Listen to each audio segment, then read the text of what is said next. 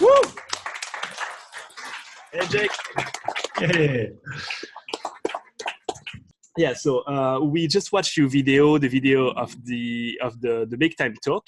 So they are all crying right now because of the end. And I actually asked them to try to delete some apps. So I don't know how many of you guys did delete some apps. Yeah. One person. So you're gonna have to be a bit more persuasive, actually. But yeah, so we can actually see how hard it is to actually disconnect a bit from technology. I'm gonna start with my first own selfish question, and then I hope some other people have questions. Cool. Basically, the first question, and it's one that comes a lot. It's like you have been building some technological products for years. Basically, when you were at the time you were at Google, and some people will say that book is a bit anti-technology, like anti-app. So what can you answer to that? Yeah, this is, I think, one of the biggest obstacles for this book is that the way John and I look at it is it's nuanced, because I think the reality of this topic is nuanced. And people tend to pay more attention to the loud headlines about, like, people saying a tech industry is terrible and all this stuff is horrible, you shouldn't be doing it, and it's destroying our minds and everything. People pay attention to those headlines, but I don't know if that drives behavior change. And I also don't think it's accurate. I think that whether or not we like it, technology is here and it's changing our lives. And our lives are different. Most of us can't choose to just opt out of using technology. And beyond that, I actually think that we're better off with a lot of the technology that exists. Not all of it, but many of the things. There are many wonderful things about modern technology. The fact that we're having this conversation right now over video, and I'm in San Francisco and you all are in Switzerland, like that's cool. And as someone who spent a lot of time working on video conferencing software, like, I believe that this is like a powerful thing and is good. When we talk about YouTube, I think it's a great example of this. YouTube, you go to YouTube, it's spammy, there's so many ads and they're trying to always make you watch more stuff. And at the same time, I grew up in an era when if you wanted to, watch something on TV, you just had to watch what was on one of the, 5 channels that we got. Or then when there was cable, maybe there were 50 channels or 100 channels. But not just anybody could share content in that way. You had to jump through all these hoops. You had to, there's a small number of people who were broadcasting to everyone. If you wanted to learn how to do something, you'd have to find somebody who could teach you in a class. With YouTube, there's this chance for anyone to share video, for a lot more perspectives to be heard, for people like me and Steph to put up videos about how you do design sprints or something. And I think there's so much wonderful stuff that goes with that. Unfortunately, it also comes with the spammy ads and sometimes, like, it's very hard to stop watching. So this book is not a teardown of the tech industry. And my opinion is not that the tech industry is evil. And having worked with those people, I understand, like, how I think most people in the tech industry, I mean, like 99% are motivated to do something good for their customers.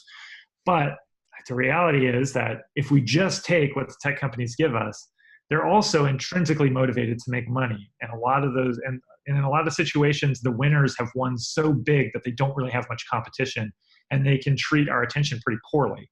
So I hope that eventually there'll be more competition. There will be, or the companies, as people complain, the companies will just treat our attention better. We can hope for that, but that's not here now. That's somewhere in the future if it's going to happen. So right here and right now, look, if you want the best of that technology, if you want to not be a hermit, and most of us can't even do that even if we want to be, and if you, also want to not have your life go by in a blur and have technology steal your attention from the things that really matter, then what are you going to do? And I think you can make some changes. You can make some choices and design the way you use technology to serve you, so that whatever it is, whether if you have those apps on your phone or not, you're making the choice. It's not just the cultural and the technological default, but it's what you've chosen. I think that's what's most important. What do you think? Like, I saw that lately, Apple, they added this functionality, like that tracks your time. It's great. It tells you how long you are using the apps per day. For me, it's a catastrophe. It's like more than 4 hours per day. I'm pretty much there. That's embarrassing. That's embarrassing. You admitted that in front of all these people. I know, especially reading the book and everything. So yeah, do you think Apple is doing a good move, or they're just following the trend, or maybe you created the trend because of the book? I didn't create the trend for sure. I mean, I actually think like a good number of people have read this, but it's not, most people don't know about it. If you follow what's in this book, you'll be doing something that most people aren't doing. And there's actually, I think, an inherent advantage in that. Apple is definitely reacting to negative press. I mean, that's my interpretation of it. There's a lot of negative press, and people have done a good job of creating negative press around this topic. Like I said, like that's not us, that's not our angle, but it's also important. I actually think they're doing a good job, and that opinion is really important to be aired, because it has pushed Apple and Google and even Facebook, although their solution is by the worst of the three, to say like, look, we're going to do something about this. Here's some tools you can use. But there's a problem with those tools. The tools are based on guilt.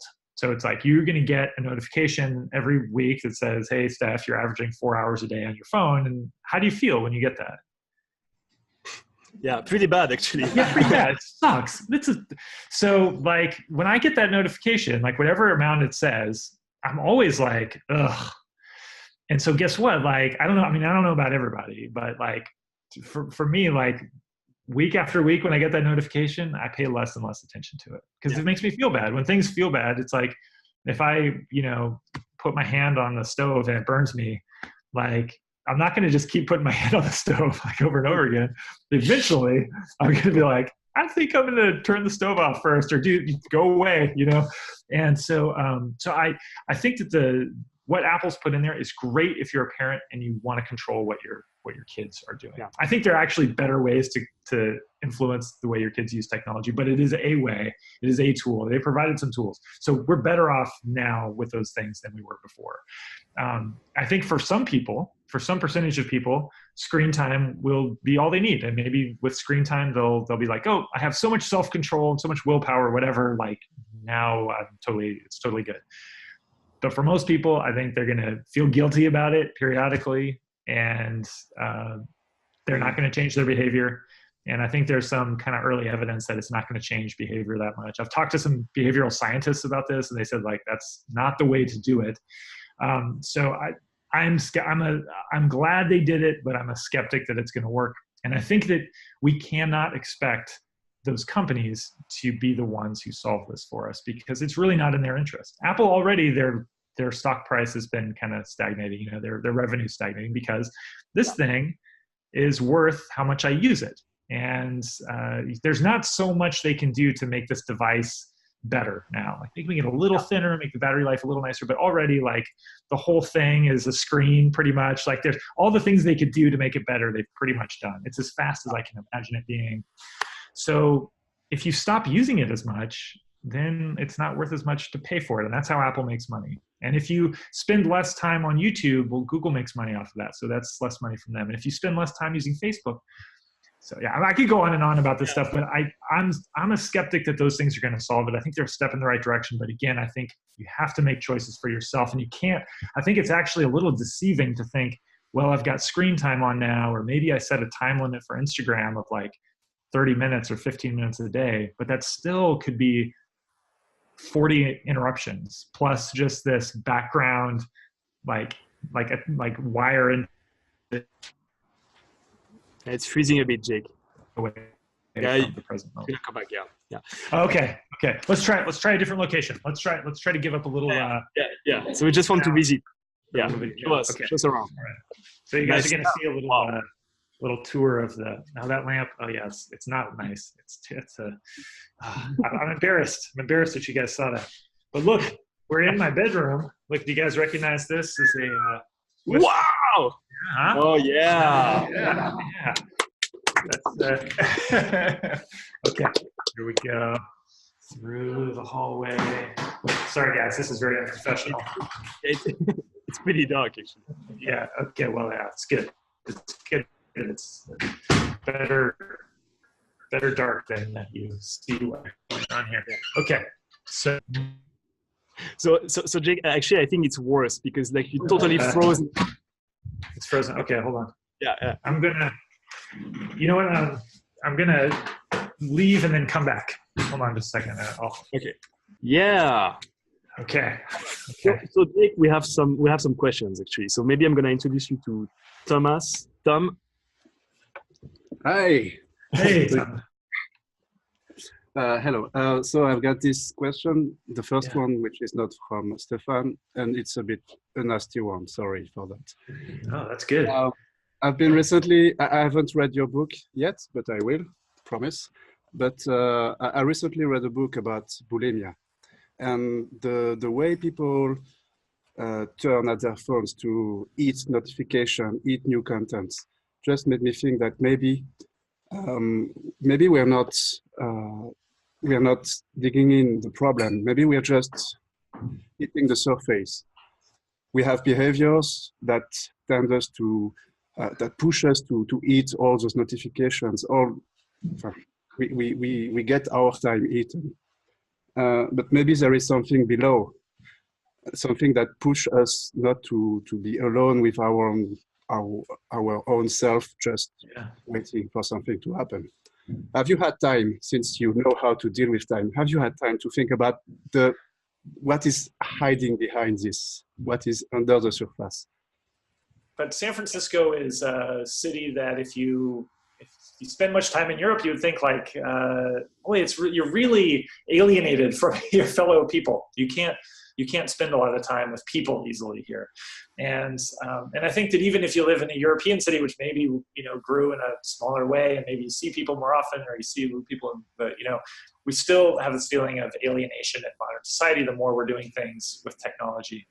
And that is a big, big question. And I have to be honest, I don't have answers about that, about the right way to do that. I do think that we have fundamental problems there and that there's this sort of societal question about what's the best way to live as humans and to actually, interact with each other and be true to our human nature and not be doing everything via a screen, everything via like some sort of agent that's the screen. And we're not just directly dealing with each other. We're not living in our best way. I think that all of that is true, but I don't have the answers for how to make it better. So in the meantime, I do think there are a lot of small steps we can take that make things a bit better. And some of those things are about disintermediating, which is like a really unnecessarily long word, but disintermediating communications. So rather than, despite all the technical problems, it's so much better that we're talking face to face right now than that we're doing it via email. Like even if it was just my voice, even if it was just like a phone call that we were having, that's better than if we're having a conversation via an email, or I'm like writing a post and then people are commenting and like liking or something. Like those things are okay, but it's not true human connection. And we feel that it's not true. And I think that part of the reason why we reach for this is that we feel something lacking in what's going on and we want the easy way out. But there's also a simpler part of it, which is just that when you set out to pay attention to your life, that is hard. And that is hard in 2019, but I think that was hard in 1919 and 1819 and the year 19. Like I think that's actually probably always been hard to pay attention. Maybe when we were hunter-gatherers, it was easier, but I think that just as human society has grown, as we've lived in communities, there are so many things competing for our attention, and our brains aren't necessarily, it's not easy for us to live in the moment, in the way that like a dog does, or, we just got a puppy and just watching him, he's in the moment all the time because he's not thinking about all this other stuff. If you live in society, you're going to be thinking about other stuff. Technology contributes to it, but I think it's always been there. So the problem with this stuff is it's the easy way out. And if you want to do something hard, it's always going to be easier to feel a little bit of satisfaction from checking I'm always going to feel more like I checked my email, and I'm going to get a little burst of like, oh, I accomplished something, or I read the news, good, I caught up, I accomplished something. And those little wins, they replace the big wins that I really want. They giving my attention to that makes it so I don't have to do the hard thing of giving my attention to the moment. And so Yeah, I wish I had a solution to the bigger thing, and we probably should be as people looking for that. But in the meantime, maybe these small things are worthwhile. Cool. Okay. Many thanks. Yeah. Thank you, Jake. We have another question from Cyril. Hi. How you doing? Hi, Cyril. Nice to meet you. So I'm reading right now your book about design sprint. I haven't read the Make Time yet, but I'm sure I'll be looking forward to get through it. And I really like the idea of how you design, chunk of periods to concentrate on something. But at the end, the question remains the same. How do you get satisfied with we saw on your video that, okay, you focus to get 30, 60 or 90 minutes per day to do something that does matter to you. Mm-hmm. But then how can you feel satisfied with that without going like, oh, I've done that. It took 30 minutes. Maybe I should push even more to get even more satisfaction just for myself, and just to say like, okay, I've done enough. I've got some time with my family, with my friends, with my project, and that's enough for today. And that's it. This is I don't have an easy answer for this one either. In fact, you guys will probably find every question I don't have an easy answer. I could talk about everything, but I don't have an easy answer. I'm going to stand up here real quick. So that is something from my own personal experience. This is this idea of like, when is it enough? Like, when have I done enough today? Yeah. And I won't promise you that if you try what's in the book. And actually, I think if any of you are thinking about reading the book, let me just say up front that you don't have to read it the way you read a regular book. It's meant, I understand, I hate nonfiction books, especially self-help books. The last thing I want to do is read one. And even the last thing behind that I want to do is make other people read one that I wrote. So we wrote the book so that you can skim it. It has tons of drawings in it. It's like there are 87 of these little tactics, and you can like, have you ever felt like you should read a cookbook, like a recipe book end to end? Like you don't feel like that, right? Like nobody's like reading a recipe book. Treat it like that. Treat it like that. Read the intro, skim it, flip through. If you see something looks interesting, read it. You can read it all the way through if you want, but you don't have to. So don't let it be another thing that's like stressing you out. That's like totally the opposite of the idea. The fundamental thing in the book, right, this idea of the highlight and choosing a highlight each day, it doesn't magically solve this feeling at the end of the day sometimes of like, maybe I should keep going. I'm in the zone already, or like maybe, like I'm feeling I'm in the flow. It doesn't magically solve that, but it helps a lot. It helps me a lot because I know at least I've made a deal with myself. Like I made an agreement with myself that the thing that mattered was this part. And if I did that part, then if I go on, I can't control future Jake, and like he may just keep going. But it helps a lot. It helps me pull off the gas a lot. And it also helps because if I don't do it, like if I get to this point in the day and it's like I'm not going to be able to finish it, I'm like, making that agreement with myself of like what was the focal point. It also helps me kind of usually realize, why did I not get to it? And most of the time when I didn't get to it, it's because something else, I had to put my attention on something else. And I can then evaluate that decision. Like I can be like, okay, maybe my son got sick and was homesick, and I chose to read Harry Potter to him, and I didn't do the writing that I hoped to do today, but like, actually, it's okay. Like I can be a day behind, and I'm really glad I had that moment with him and could go all in on it, whatever. Like I can kind of evaluate. Whereas I feel like in the absence of this, of choosing a highlight, and look, honestly, like I wrote the book, lots of days I don't choose a highlight and I feel a bit adrift. Like, I don't do it every single day. And when I don't, then I'm like, at the end of the day, I'm like, what did I do? Like, maybe I had some meetings, maybe I did some email, I touched this, I touched that. What was the headline? And when I don't know what the headline is, that's worse. So this is not perfect, but I think the alternative is worse. It gets me a little closer. Yeah. Thank you. Yeah, I think the great point. Well, I heard your trick about the agreement.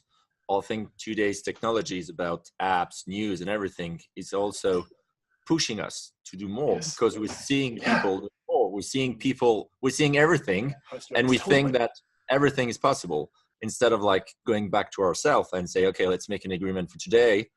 Today, my goal is to spend 30 minutes writing on my project, or spend an hour with my son at night.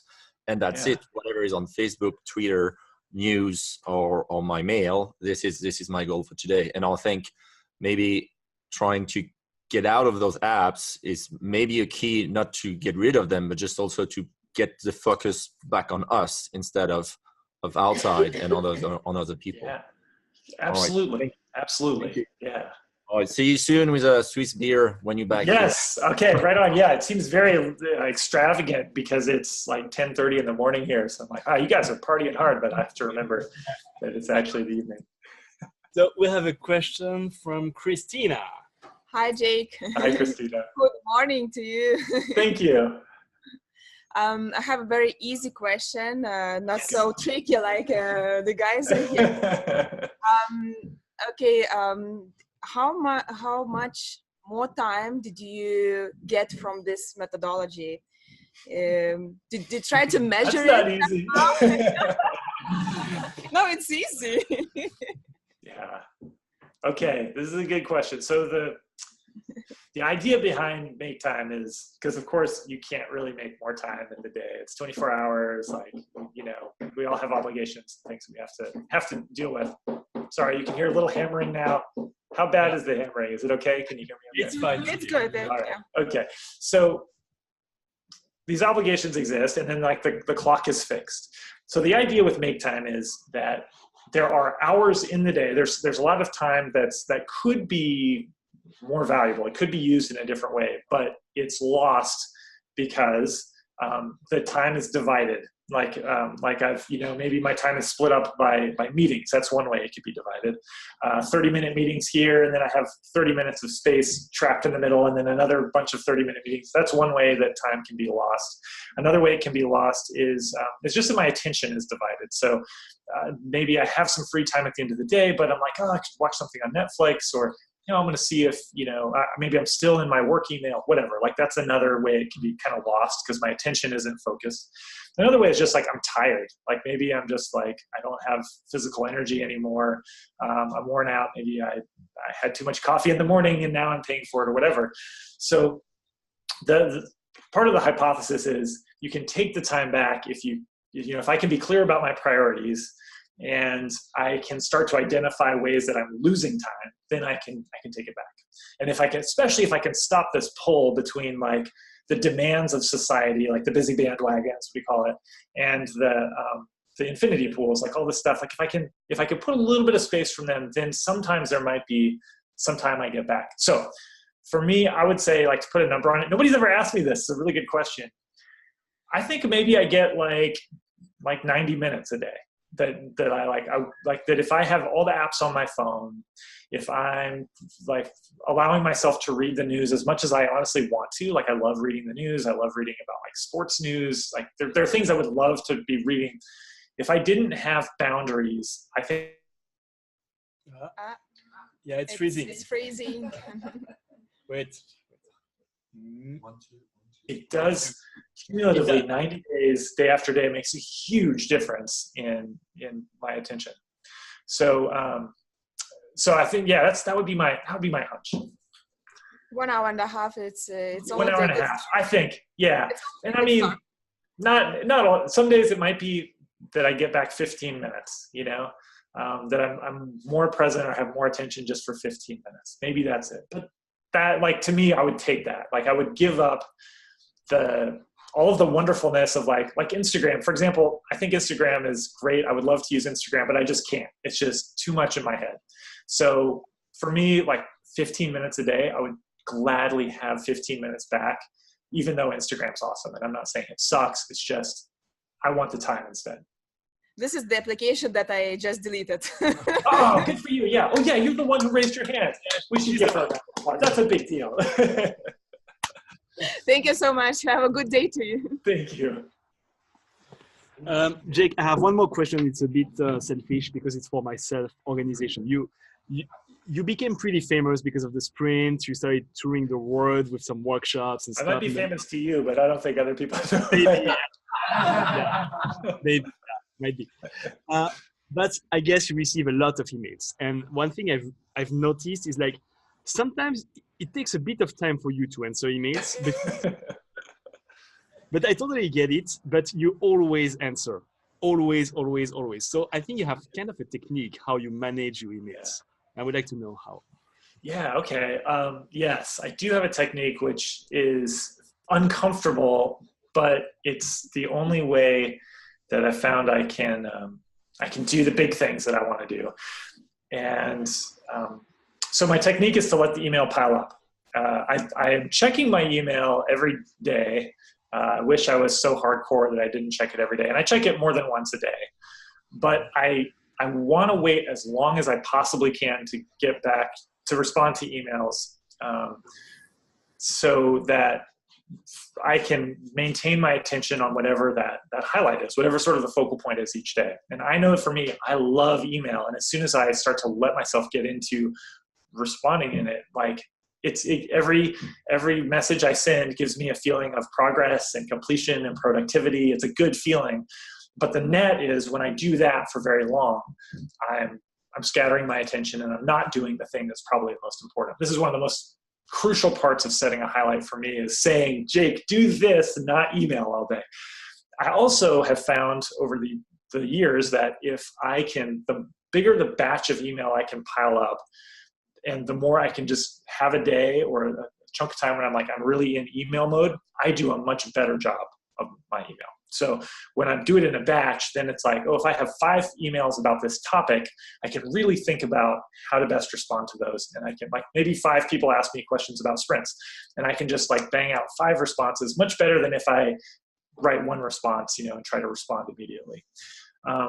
And if I have 5 things about scheduling, and I'm just thinking about scheduling, and I can load up the scheduling software in my brain, like how I make decisions about it, and make all those decisions at once, I'll make better decisions. So I'm better at email if I wait. Also, a lot of times there are emails that if you wait, they take care of themselves. Maybe there's somebody else on the email and they respond, or just things become less urgent over time. If it's really urgent, people will contact me. For example, you'll text me if it's really important. I know you'll text me because you know. And the last part of this is more evil, I guess. But if I wait to respond to people on email consistently, then they learn that I'm slow, and that gives me the leeway to not respond quick. No, I don't have to feel like I have to respond quickly in the future. I can feel like a part of my reputation is that I'm slow on email. And everybody has friends like that. Everybody knows people or colleagues who are slow on email. And usually we just deal with it. We just find a way to deal with it. And I think most of us can think of people who are slow on email, and we still want to work with them. We still want to be friends with them. It doesn't ruin it. But a lot of times we hold ourselves to a higher standard than those friends. So part of it is I want to be that friend who you're like, God, I almost can't stand him because he's so slow on email. But but if I do that, then there'll be time for me to write books. I would never write books if I did email as much as I wanted to do. And I learned a lot of this from doing design sprints, because in a design sprint, you absolutely cannot keep up with email for the week. And I started to learn that it's okay. And then actually when the week is over and I catch up, I do my email much better and more efficiently. Agree. Yeah. So yeah, so that's the reason why I'm such a jerk. No, but it's uncomfortable, and actually every time I look in my inbox, it's still, even though I can rationalize all that stuff, it still makes me feel physically uncomfortable to see those messages. It's just that I would feel worse if I wasn't doing the things that replace it. It's all about displacement. What do you think of this productivity gurus like Tim Ferriss, who hires a guy to take care of his emails on behalf of him? What do you think of that? Is it something yeah? Yeah. I mean, if I could hire someone who I thought could take care of my email, it would probably be great. I think a lot, well, not a lot, but for 5 minutes every month about how should email really work? How should email software really work? Because I worked on Gmail for a few years, many years ago, and I thought a lot about it. back then. But I realized that after leaving it, that the way we were thinking about email was we were not ambitious enough in how much we should have been trying to change the way email works. And I'm really disappointed actually now. And of course, I didn't do anything about it at the time. But the more time it's been now I haven't, it's been, what year is it? Yeah, it's been probably 10 years since I worked on Gmail. And it's pretty much the same. It has a different skin on it, a different theme, but it's the same thing. It works fundamentally the exact same way. And even then, when we were working on it, it was fundamentally the same as it had been 5 years ago. We were doing some stuff with actually at Zurich, but some stuff with prioritization and reorganizing the inbox. But that stuff kind of stalled out. I don't think there's really investment going on in that. And I remember when the new Gmail came out and there was this big announcement it's a new redesign of Gmail. I was like, great, I'm sure they've changed it and made it, but they didn't really change it. They just changed the way it looked. And Slack hasn't really improved things. I mean, Slack, a lot of times I think people are more stressed when they're using Slack because of this constant on nature of it. So I'm disappointed that nobody has gone in to look at email and said look, if you were Tim Ferriss, if you could afford to find somebody who was really smart to handle your email in the best way possible for you, maybe not actually answering all the messages for you, but assisting you with making decisions, which is really what I need when I go through it. It's help me think through the decision I need to make and help me track these things because they're actually tasks I need to choose whether to do or not. But they're okay, sorry, I'm just totally rambling, but look, if somebody said to you, hey, how would you like to have this job where you don't get paid, but you have a to-do list that has infinite items in it, and anybody else can put something on your to-do list, but you have no control, they just appear on your to-do list, and they don't actually say what the to-do list item is. It's sort of a puzzle you have to figure out, and they're not prioritized in any way. That's horrible, but that's what email is. We have all just signed up to do that for free, and it's somebody else's, it's random people's to-do lists, and each item is hidden in a puzzle of what they really want. So I think that even without super sophisticated artificial intelligence like machine learning, there are a lot of things that could be done to make the email inbox work for us as more of a task list, to kind of coach us through the questions we should ask each time we look at an email. And it's sad that nobody is really trying to do that. The things people are trying to do with email are not very ambitious. I'll stop talking. That's a geeky email technology tangent, but it drives me nuts. Cool. Hi. Hi. I was just curious if you had any feedback from managers, CEOs who read your book and who are actually convinced by it, and that they are actively encouraging people, their employees in the company, to make more time for themselves. I have heard from some people who are managers who are having their teams read the book. I haven't heard stories yet about what happened or what changes it makes. And I wish I had. Oh God, I would love to say that, yes, let me tell you about but I haven't. But I hold out hope because of the sort of what I saw happen with the Sprint book, which was that even in the first year or year and a half that the book was out, I'd hear about people reading it, but I didn't hear so much about people doing the sprints. And when I did hear about people doing it, it was a lot of times people who had read the blog posts that came out before the book came out. I think sometimes these things take a while to sort of incubate, to get, for the idea to get ready for people to act on it. And so what I hope will happen is that as people who have read this book and acted on it and start to see a change in what's going on for them over a long enough period of time that they have the confidence to ask other people to make that change who work for them, that sometimes the life cycle of those things is actually slow. Even though a lot of the things that are in the book are things you can try right away, you also have to have some level of confidence that it's going to work. And I think you only get that confidence from doing it for yourself over a longer period of time. So I hope I'll have more stories, like if we talked again in a year. Right now, I just know that like a few people have like made their teams read it. And one thing that's fascinating, the the places I've heard are like tech companies, like Facebook. I've heard of multiple like managers at Facebook having their teams read this book, which seems crazy to me, you know, and at Google and Uber, you know, so it's places where like I would think they would just be like, this guy's a dick, like, but they actually are, you know, like taking it seriously, which is super great. And so I'm optimistic about it, but so I'll be patient. Yeah. So I don't. Yeah. Jake, actually, I do have a story for you. It's for our own company, so Design Sprint Switzerland. We use the highlights about work. So I tell my clients we don't take any work like per hour. It's only like you book us for 1 day at least. Yeah. So I can tell my designers like this day you focus on one specific one task, and this is great. I would say it's just easier for everyone. Clients, they have access to the calendars of the team, so they can choose their days, and they know that this day we focus only on them, whether it's sprints or it's just plain work. And yeah, it worked for us. What is if I was a manager of a team, I think my first objection to that idea would be, if we only do one thing a day, like there are hundreds of things to do. Like, how can we only do one thing a day? So how would you answer that objection? Yeah, it's about the roles. Basically, I'm the guy who is multitasking like crazy, but Yeah. designers, basically, they focus on one specific. Yeah.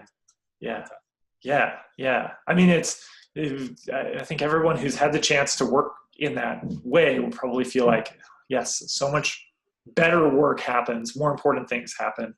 As someone earlier in their question talked about this, like there's this myth of like that we can do everything, and there's this sort of constant expectation that we should be able to do everything and more and more and more. Look at what everybody else is doing. Look at how many emails you have in your inbox, and it's just not true. And so a lot of this is just like renegotiating what's possible. So yeah, good question. And look, somebody even like only 2 feet away from you had an answer. Just not me. So Jake, we have, I guess, one last question for you from Anela. Thanks. Hi, Jake. Hi. Actually, I had 3 quick and easy questions.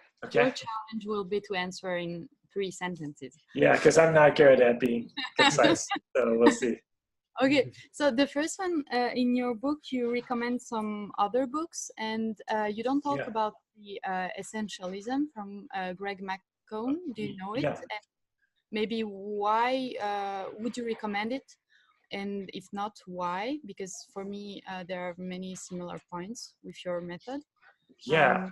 And should I ask the other questions or not? We can start. Well, we can start with that one. Okay. The reason why I don't recommend it is because I've never read it all the way through. I know that this is being recorded, so I don't want to sound like I'm like throwing that book under the bus. As fascinated as I am with this topic, I've reached a saturation point with reading about it. I can't handle it anymore. And so that's a book that came to me later on, and I just couldn't get into it. And I think that I've heard wonderful things about that book, actually, but I didn't want, same is true with John. I just don't think that he's read it and felt like it was foundational enough in the stuff he was thinking about that we could like really recommend it. So it may actually be so similar that you don't have to read Make Time. I don't know. I've kind of skimmed it, but not read it all the way through. Okay. The second question was, in 2 words, what are the most impactful and I don't know, gains you've had like with your method, applying your method? In 2 words, yourself, I mean in your life, not only in the professional life, but also your personal life.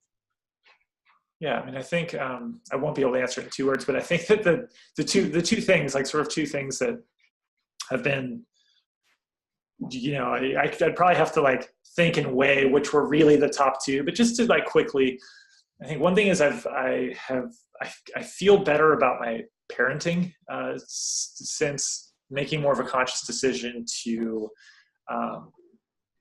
be intentional with the way I spend my time through this idea of like these focal points each day, or through like eliminating like finding ways to create barriers to distractions. And that doesn't mean that I'm like a great parent all the time, but I just think there are more good moments, like great moments that I remember that in the moment I'm savoring and enjoying than there were when I was kind of at peak, like busy monster. The other one is writing. I don't think I could have written because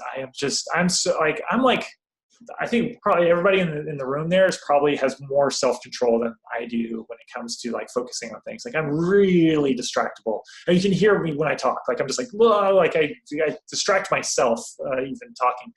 And so I would never be able to write a book without having to sort of like come up with a system for controlling myself. So and I really like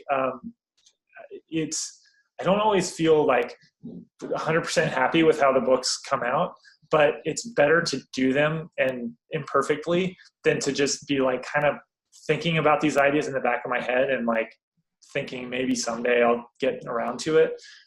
It's a better feeling to just like do it, and I couldn't do it before. So those would be the two things, I guess, like sort of parenting and writing are two things that for me the most obvious. And the last one? Last one. Mm-hmm. The last one is, what do you think, according to you, what is the skill we need to have, like, to be able to apply your method, to get the most of it? What is the most important skill? Reading. I mean, yeah, I knew you would say that.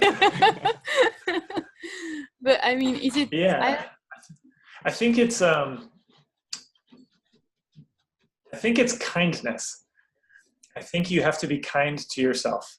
Because the reason why we wrote this book, when there are other books on this topic, like I think that there's nothing in this book where you couldn't say, I've read another book, and it's probably a better book that talks about this part of it. I think the one thing that's unique about the book is the emphasis on being kind to yourself and being kind to everyone, including the jerky tech companies who are, trying to steal so much of our attention, including like just being honest about like, look, we're all trying our best, but we're flawed. We make mistakes. A given day, things happen. It may not go perfectly.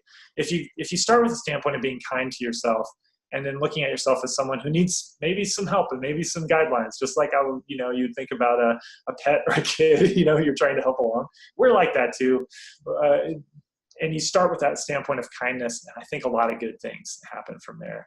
So much, and maybe this is less of a problem in Switzerland, but in the United States, so much of our challenges, I think, come from us beating ourselves up about like do more, like cram it in. If you catch up with everybody, stay on top of everything. And being kind and letting yourself not do that, letting yourself be slow on email, letting yourself fall out of the loop, letting yourself, make mistakes, and not then when you make a mistake, giving up on the whole thing, but saying, okay, why didn't that work? How can I maybe make it better the next time? Rather than like with getting things done, for example, it's a wonderful system. It's so smart. It's such good philosophy. I would always feel after like I made a mistake as if like I blew it. Like I didn't do it anymore. Like I'm either perfect or I'm not. And this is like, oh, there's no perfect or not. Just keep trying. It's hard.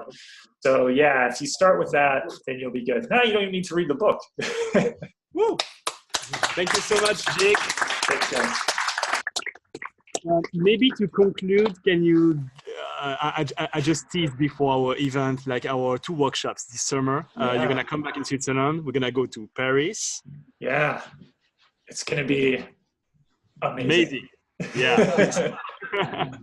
So stay tuned. It's going to be early June. We're going to release the dates very soon. And yeah, thank you so much for your time, Jake. It was really awesome to have you over kind of Skype, Zoom, actually. Yeah, Steph, thank you so much. And thanks to all of you for giving me your time. I mean, I can't give it back. You guys are lost an hour plus of your lives. So thank you. I hope it was worthwhile. Hopefully you at least had a beer. And have a great evening. We'll see you. Cool. Bye-bye, Jake. Thank you so much. Guys.